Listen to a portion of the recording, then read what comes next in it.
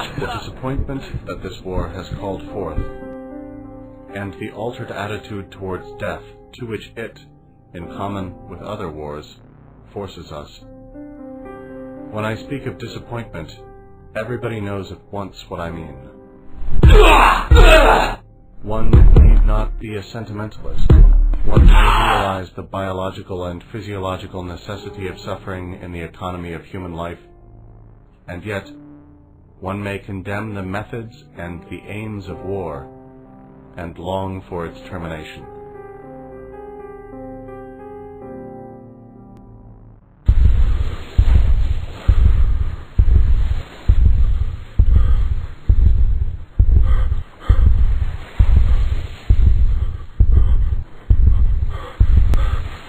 We used to say that wars cannot cease as long as nations live under such varied conditions, as long as they place such different values upon the individual life, and as long as the animosities which divide them represent such powerful psychic forces.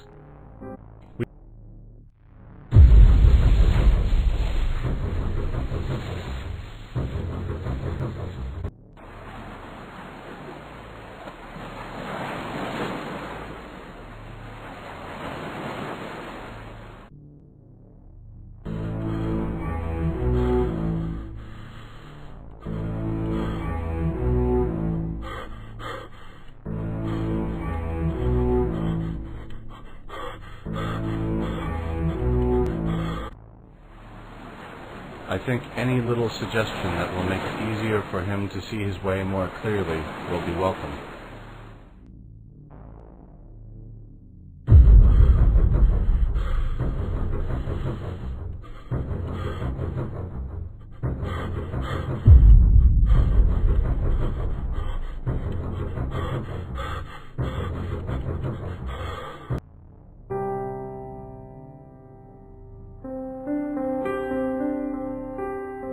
With every consideration, of course, for non-combatants, for the women who are removed from the activities of war, and for the children who, when grown up, are to become friends and co-workers on both sides. Such a war would still be horrible enough and full of burdens.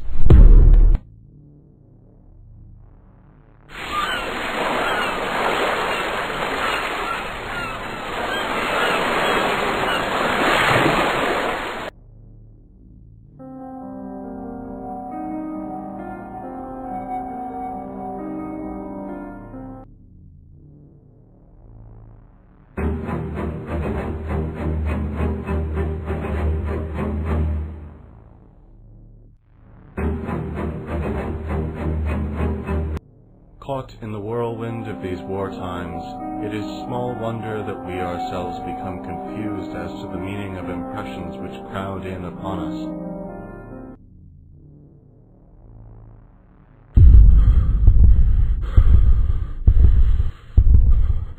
The anthropologist has to declare his opponent inferior and degenerate. The psychiatrist must diagnose him as mentally deranged.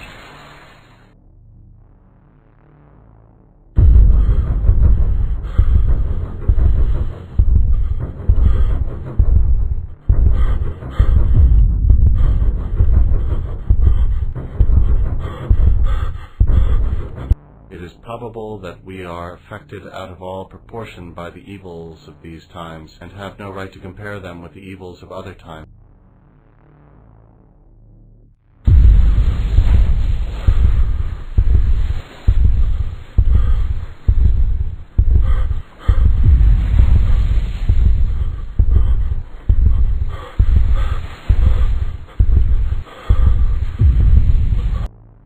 Not only bloodier and more destructive than any foregoing war, as a result of the tremendous development of weapons of attack and defense, but it is at least as cruel, bitter, and merciless as any earlier war.